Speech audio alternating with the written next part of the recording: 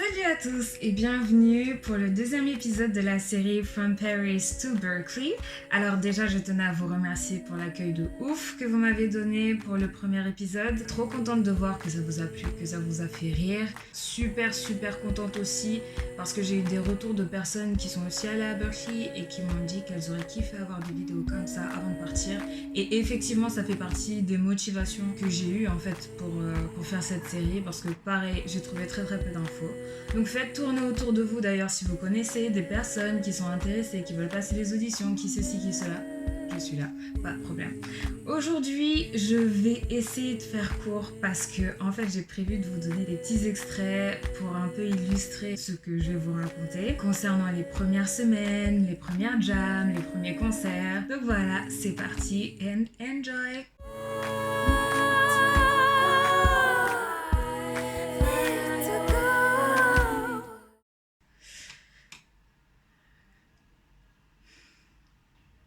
Donc voilà, la dernière fois, je finissais par vous dire que j'étais très bien arrivée à l'aéroport, très bien arrivée dans mon Airbnb, tout se passe bien, j'appelle mes proches, je me prends une douche, il fait encore jour et je me dis, bon t'y es meuf, et maintenant en fait, c'est bon, faut sortir quoi, faut commencer à vivre, faut découvrir un peu la ville. Bon, alors pour le coup, j'étais pas près de la fac à ce moment-là, j'étais à Cambridge, donc c'est environ 15 minutes en bus, même pas, franchement c'est très proche. Mais voilà, il fallait que j'aille faire des courses. Mais en fait, en vrai, hein, je flippe. Je flippe parce que là, il y a toutes les histoires américaines qu'on voit à la télé depuis qu'on est petit. Il y avait aussi la question de la police et du fait que je sois noire. J'avais un peu demandé quand même avant de partir pour voir voilà comment ça se passait. Enfin, j'ai eu que des bons retours. On m'a toujours dit que Boston c'était une ville très agréable, mais c'est la première fois que je me sentais comme sans parachute, on va dire. Je suis habituée à voyager avec la musique, que ce soit à Allemagne, je suis allée en Italie, je suis allée en Espagne, je suis allée à Londres, je suis tout ça, mais c'est l'Europe. Ok, je suis allée au Maroc, je suis allée en Tunisie, mais pareil, je sentais que j'étais pas très loin. Mais là, aux États-Unis, je me disais, mais si j'ai quoi que ce soit, mais combien de temps mes parents ils vont faire pour savoir, pour savoir qu'il m'arrivait quelque chose quoi. Moi franchement j'étais pas en sécurité. Donc là de me dire bon allez Natacha tu vas aller faire tes courses parce qu'il faut que tu ailles manger. Je regarde en plus le truc le plus proche. C'était genre à 15 minutes de marche, un truc comme ça. Je me dis allez bref réfléchis pas trop. De toute façon c'est le premier pas, faut sauter, faut y aller. Donc j'y vais. Je sors et j'ai beaucoup aimé ce coin-là. Cambridge c'est vraiment sympa. En fait il commence à faire nuit. Il y a eu pas mal de choses qui changeaient. Déjà les feux tricolores. Nous quand on arrive à une intersection, on est en voiture, on s'arrête, le feu il est là comme ça. Et ben là en fait le feu il va être de l'autre côté de l'intersection. Donc nous quand on est piéton, la voiture elle s'arrête là, nous on arrive là. En général on peut voir le feu tu vois et on peut se dire ah c'est rouge, c'est vert ou peu importe. C'est des réflexes parce que c'est vrai j'attends pas toujours le bonhomme vert, hein, on est nombreux comme ça. Et ben là en fait j'étais en mode et je trouvais pas en fait. C'était de l'autre côté. Et ça, j'ai mis du temps à apprendre le réflexe. Parce que depuis que je suis petite, je vis en France. C'était assez désorientant quand t'arrives et qu'il commence à faire nuit. Plein d'alarmes de police, pompiers, mais du coup très fort. Et en plus, c'est pas pareil qu'en France. Au niveau du son, au niveau de la lumière, au niveau de l'espace, au niveau des voitures, au niveau de... Tu sens que t'es dans un autre pays, mais c'est pas l'Europe. J'arrive au magasin alimentaire, moi qui avais soi-disant faim et qui était là en mode bon, je vais voir ce que je vais me cuisiner ce soir. J'étais comme un peu, je sais pas si je peux dire dégoûtée, c'est faux, mais en fait, j'avais cette peur au niveau de l'alimentation. Pourtant, en France, je fais pas attention de ouf. Mais j'ai toujours vu les images de cafettes, un peu de nourriture bizarre aux États-Unis, ou même on te dit, ils ont pas une bonne réputation en fait pour la qualité des aliments, même des légumes, des fruits, etc. Je venais quand même avec beaucoup d'a priori et en fait quand je suis arrivée dans le magasin et que j'ai vu tout ça et que des choses que je connaissais pas et j'avais plus faim du tout quoi. J'ai tourné dans les rayons en mode est-ce que quelque chose va me donner envie et je me suis dit pour ce soir tu vas manger du lait et des céréales et j'étais sans ambition en fait. Franchement j'étais là en mode il faut juste que je mange quelque chose mais il y a rien d'autre qui me dit. J'ai acheté des nouilles qui étaient super bonnes par contre, un gros truc, mais j'ai mangé ça quelques jours après et voilà là c'est l'heure de rentrer et du coup ça me fait passer par contre par des petites rues et tout et donc j'étais pas sereine franchement. Donc je rentre chez moi, je sais même plus ce que j'ai fait le soir même, de toute façon j'étais claquée. À mon avis, j'ai pas vraiment traîné. Puis, Premier réveil, trop contente parce qu'à chaque fois en fait, c'est comme si tu vis l'instant et puis là, ting, pause. Meuf, tu te rends compte de ce que tu es en train de vivre? Est-ce que tu te rends compte que tu es aux États-Unis? De 1. Est-ce que tu te rends compte que tu es toute seule? De 2. Est-ce que tu te rends compte que tu viens pour étudier la musique dans le pays qui t'a toujours fasciné musicalement parlant, etc. À chaque fois, quoi, j'avais plein de petites pauses et en fait, très très très reconnaissante parce que c'était vraiment vraiment dingue. Donc voilà, je me prépare. Là, on est le 28 août, c'est le premier jour. C'est pas vraiment la rentrée, c'est plus le jour où on devait venir pour vraiment vérifier toutes nos informations qu'on avait données à Berkeley. Que ce soit l'adresse, numéro de téléphone, enfin toutes ces choses qui pouvaient varier et voir s'ils avaient vraiment tout, quoi. Donc moi j'arrive plutôt tôt parce que en plus il y avait une visite du campus qui était organisée. Ils ont toutes mes informations, tout va bien et je vois que bon en fait la visite elle est dans 1 heure et quelques. Je me dis bah allez attendons. Et là il y a un des étudiants. Alors parce que à Berkeley en fait il y a beaucoup de jobs étudiants. Donc, en général, quand ce genre de choses, voilà, les visites, c'est organisé par des étudiants, c'est leur job. Quand il y a des concerts d'organiser, les gens qui font le setup, les gens qui font l'accueil, c'est des étudiants. Que ce soit administratif, que ce soit job, c'est souvent des étudiants qui sont en fait au premier bureau pour nous accueillir, pour nous diriger, etc. Bref, un étudiant arrive, on se réunit un petit peu, et là, il y a une fille qui vient me parler parce qu'elle aime bien mes boucles d'oreilles. Elle s'appelle Dame Lasso. On commence à échanger comme ça, la visite commence, donc on parle de nos vies, pourquoi Berkeley, de plein de choses, d'où on vient, nos familles. Elle aussi, elle était toute seule. Alors ça, c'était particulier. Il y a beaucoup d'étudiants, américains ou étrangers, qui étaient là avec leur famille. C'est-à-dire que pendant les 2 premières semaines, il y a eu beaucoup de réunions ou de fêtes ou de concerts faits pour les familles. Et ça, ben c'est tout. C'est comme ça que se sont fait les choses, mais c'est vrai que j'aurais adoré que ma famille soit là. Et donc elle, c'était pareil, sa famille ne pouvait pas être là, donc on a pu échanger quand même pas mal de choses. Et en fait, au cours de la visite, je repère 2 mecs et je me dis tiens ils ont l'air sympas ceux-là, viens on devrait aller leur parler. Et donc je rencontre Lévi qui est devenu mon frère quoi, et Pipé qui est devenu aussi un très bon ami. Salut tout le monde, alors premier jour trop bien, je suis avec... Hey, comment ça va? Ça va bien? Alors, une turque, un mexicain et un chilien, et en fait ils parlent tous français. Oui, enfin un peu quoi. Peut-être que la visite se termine vers 14h. Dame Lasso a fait mais moi je connais le quartier en fait, enfin je connais un grand parc, je connais... Je vais chercher le nom de ce parc-là parce que c'est important, enfin, comment dire, j'y allais souvent, mais moi, les noms, c'est un peu compliqué. Donc, un grand parc et aussi le coin magasin, ceci, cela. Donc, on se dit, mais trop bien qu'elles connaissent tout ça. On part en visite et superbe après-midi, en fait. On arrive dans ce parc-là, déjà plein d'écureuils. C'était, moi, j'adore ça. Enfin...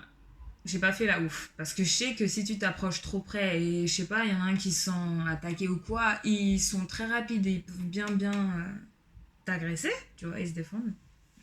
Donc je suis restée au loin mais c'était super beau, il y avait un étang, il y avait des canards, enfin franchement je me suis dit, et ça, tout ça à 10 minutes même pas de la fac. Ensuite on regarde tout le coin magasin, on se fait une après-midi visite comme ça. Ensuite bon bah vient la fin de la journée, bon là je sais plus ce qu'on a à faire, hein, je vais vous épargner vraiment les trucs. Je rentre chez moi, bref, comme si du 28 au 9 septembre, tous les jours j'allais sur le campus parce qu'il y avait soit des réunions pour qu'on se rencontre entre élèves et qu'on nous explique un peu la vie sur le campus, comment allaient se dérouler les cours, les référents qu'on aurait, des événements, il y avait des concerts, il y avait plein de choses. Donc en fait c'est simple, pendant ces jours-là, je me levais, je me préparais et j'allais à la fac. Et donc j'ai aussi retrouvé une petite vidéo d'un des premiers concerts que je suis allée voir en fait au Berkeley Performance Center, où il y a les gros événements, c'est-à-dire il peut y avoir de grands artistes qui viennent là,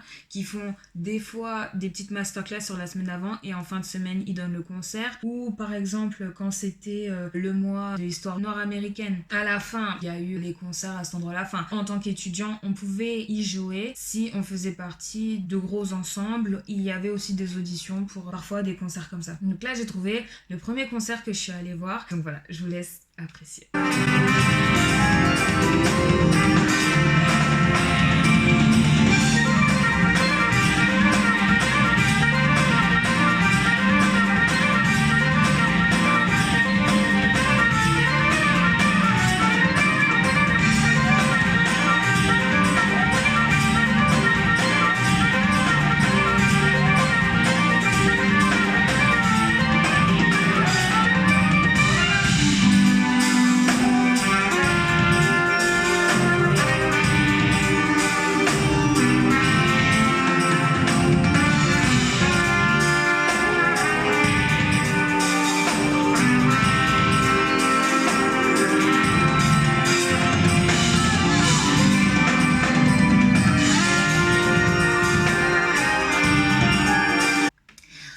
vrai que tous ces concerts plus ou moins gros, il y avait aussi des jams qui étaient organisés pour nous. Et moi, comme c'est déjà quelque chose que j'aimais beaucoup faire en France, je me suis dit, bah là, faut y aller, quoi. C'est le meilleur moyen de se faire aussi quelques contacts, de voir avec qui j'aimerais bien jouer. C'est dommage, j'avais envoyé la vidéo à ma mère, je l'ai pas retrouvée, mais donc pour la première jam, j'avais chanté Cranes in the Sky de Solange. Super anecdote. En fait, j'arrive, j'étais avec Dame Lasso qui me dit, bon, elle va chanter une compo et tout, qu'est-ce que je peux chanter, qu'est-ce que je veux chanter. Je cherche, je me dis, tiens, il y a ce morceau-là, c'est juste 2 accords et peut-être que si je fais écouter ça à un musicien, ça ira quoi. Et donc je parle à un pianiste qui est devant et je lui dis oui, est-ce que tu penses que tu pourrais m'accompagner sur ce morceau-là et je lui fais écouter. Il me fait mais oui, pas de problème, super, nanana. Il écoute le morceau pendant 20 minutes. C'est-à-dire que les gens faisaient leur passage, puisque c'était une jam, on s'était tous inscrits avant, et lui il écoutait, et je me dis waouh, franchement c'est cool. Je veux aussi être honnête dans cette vidéo. En fait, on a aussi cette grande image de Berklee en se disant que c'est les meilleurs qui y vont. Je pense que j'avais une sorte de petite naïveté en me disant, vu comment moi j'ai eu du mal à y aller financièrement, je savais que par rapport à mon niveau de chant, tout ça, j'avais été prise pour, j'étais rassurée. Et c'est un peu ce qui m'a fait me dire que tout le monde était à peu près comme ça ou plus fort encore quoi. Peut-être un peu moins, mais voilà. Et en fait, j'avais totalement zappé que Berklee c'est une fac. Donc il y a des gens qui arrivent après leur bac et qui vont là et qui en fait savent juste qu'ils aiment jouer du piano ou qu'ils aiment chanter ou qu'ils aiment jouer de la guitare ou voilà, et en fait ils viennent tester. Et ça, c'était vraiment une grosse surprise pour moi en fait. Je sais pas pourquoi dans ma tête c'était il y a que des tueurs quoi. Mais non, il y a aussi des personnes qui viennent apprendre. Et en fait le fait d'avoir moi fait une école de jazz avant, ça m'a aussi rappelé, toi tu te souviens quand t'as commencé à l'IMEP et que t'arrivais même pas à déchiffrer une partition, fallait que tu lises comme ça, enfin que tu comptes sur tes doigts pour savoir où était le do. Voilà, j'avais quand même ce recul là, mais c'est vrai que c'était une surprise. Bref, revenons-en à cette fameuse soirée. Donc le gars écoute mon morceau pendant 20 minutes, on monte sur scène et en fait là il commence à faire une intro, donc je suis là, ok, je m'attendais pas à ce genre d'intro, mais je te laisse parce que on doit kiffer tous les deux, tu vois. Donc je laisse faire son intro et tout, mais les gars, je reconnais pas le morceau. Je reconnais ni la tonalité ni où sont les accords et je me dis ok, ça va venir. En gros, l'osmose va naître à un moment donné, tu vois. Il me regarde en mode genre, voilà quoi, l'appel, c'est à moi d'entrer. Bon, tant bien que mal, je commence le morceau et en fait, non quoi. En fait, ce qui était très particulier en plus, c'est que je pense que... Alors en vrai, je peux même pas parler pour lui, je peux pas expliquer ce qui s'est passé. Je suis habituée à faire des jams où vraiment on part de zéro et on crée vraiment pendant qu'on est en train de jouer et j'invente des paroles, j'invente une mélodie et pareil pour le musicien, le pianiste ou le guitariste, bref, peu importe. Mais là, on n'a pas su se connecter et en fait, quand tu le regardais, on aurait dit que c'est moi qui avais faux. Bref, finalement, j'ai repris possession du morceau et ensuite j'ai créé une fin, j'ai aussi créé mon truc quoi. Donc c'était quand même une bonne expérience. Mais je me suis dit, waouh, pas très cool. Ce qui est dingue, c'est qu'après dans la salle, j'ai parlé à des gens qui m'ont dit mais c'était pas... J'ai dit Solange, Cranes in the Sky. Oh, mais oui, c'est ça. Mais tu l'as super bien fait, mais c'était totalement différent. Et j'étais là, ouais. De toute façon, les jams, c'est ça aussi. En vrai, ça marche pas tout le temps. Mais bon, bref, ça c'était quand même marquant parce que ça là, je me suis dit, bon, avant de te mettre sur une scène comme ça, peut-être prends plus de précautions, tape des morceaux avant avec les potes, quoi, que tu te feras progressivement. Bref, donc il y a eu plusieurs jams, vraiment kiffantes. Et j'en ai organisé, en fait, jusqu'au 9. Les locaux de répétition étaient quand même ouverts. Et en fait, je me suis dit, j'organisais des jams. Parce que moi, je voulais rencontrer du monde. Je connaissais Lévi, je connaissais Pipé, je connaissais Dame Lasso. On a commencé un peu à agrandir le lien. J'ai commencé aussi à sympathiser avec des gens juste que tu croises comme ça. Mais j'ai envie de jouer. Je joue pas assez là. Donc, la première fois, j'ai réservé une salle pour genre 15 personnes. J'ai envoyé des messages Instagram aux gens que je connaissais en mode ouais, viens à tel jour, à telle heure, maintenant, et ramène tes potes. Premier soir, il y a eu du monde. Il y a eu du monde et les gens ils ont kiffé, mais ils ont kiffé comme moi en fait. On était trop contents d'être là et de pouvoir enfin jouer, de pouvoir improviser, de pouvoir dire putain lui il est lourd, lui, oh, elle et tout, nanana.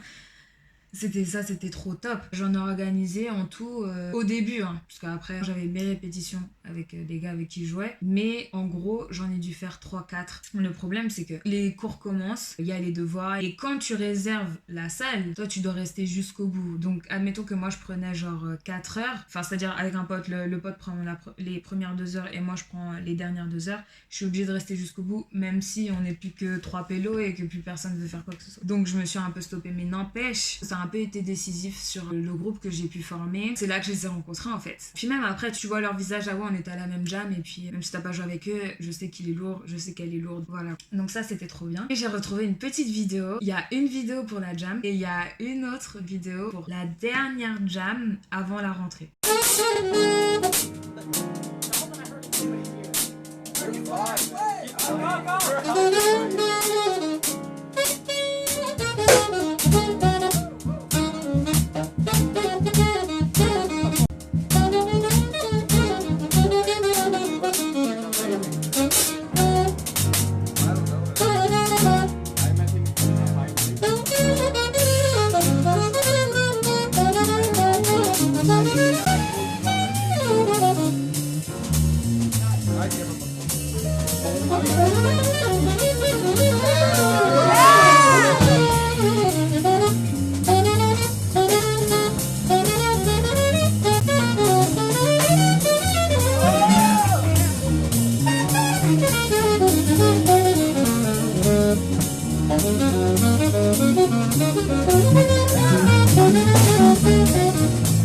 En fait, il y a aussi ça, c'est-à-dire que nous, en France, dans les jams sur Paris, un peu R&B, New Soul et tout, tu sais les morceaux qui reviennent souvent, les artistes qui reviennent souvent, ou ce qu'on écoute à la radio, tu vois. Mais quand t'arrives là-bas et que tu veux jammer avec des gars, tu sais pas directement... D'ailleurs, quand je dis gars, il y a beaucoup de musiciennes à Berkeley. Hein. Beaucoup de filles. C'est plus l'habitude. Mais quand je vous dis ça, il y a beaucoup de femmes qui sont super talentueuses. Tu sais pas d'avance, tiens, ce morceau-là, c'est sûr qu'ils le connaissent. Enfin, il y en a, ok, il y a des évidences. Mais moi, par rapport à ce que j'aime chanter, voilà. Pour la petite histoire, là, je m'étais inscrite pour la partie, justement, sans titre. En gros, on improvise. Sauf qu'il se trouve qu'il y avait énormément de personnes qui ont fait cette jam-là, qui lancent un dernier appel en disant « Tous ceux qui sont inscrits et qui n'ont pas pu monter sur scène, venez. » Et là, il nous sort « Ok, I Feel Good » de James Brown et tout. Et le problème avec ce morceau-là, c'est que c'est tout le temps la même chose. C'est toujours le même chant. Donc là, je me dis... Bon, bah Natacha, va falloir trouver un truc, hein. Et du coup, je vous montre juste après. En fait, c'était super bien. Bon, je vais raconter un peu des trucs. Je vais pas faire comme si j'étais la meilleure ou quoi. Des moments, quand on arrive dans ce genre de situation-là, il faut juste croire en soi et foncer. Et moi, en fait, je commence à chanter le texte et je me dis, ça me saoule. Parce que, en fait, ça va être comme tout le monde, tu vois. On fait tous la même chose. Et là, je me dis, c'est quoi, meuf? Prends-le à l'octave. Je vous rassure, ça s'est bien passé, vous allez voir juste après. Je raconte ça parce que c'est drôle. Au moment où j'ai commencé, je me suis dit, mais toi, là, de toute façon, t'as pas le choix. Parce qu'il y a tellement de monde que si tu te foires... En gros, cette semaine-là, on était en train de marquer les esprits. Dès que tu faisais quelque chose, ah, toi, t'es un tel, ah, toi, ouais, je t'ai vu, ah, toi, et on se reconnaissait. Donc là, j'étais sur la scène et je crois que j'ai jamais autant tenu, mis la pression pour atteindre une note et tout parce que ça s'est bien passé. I got my girl!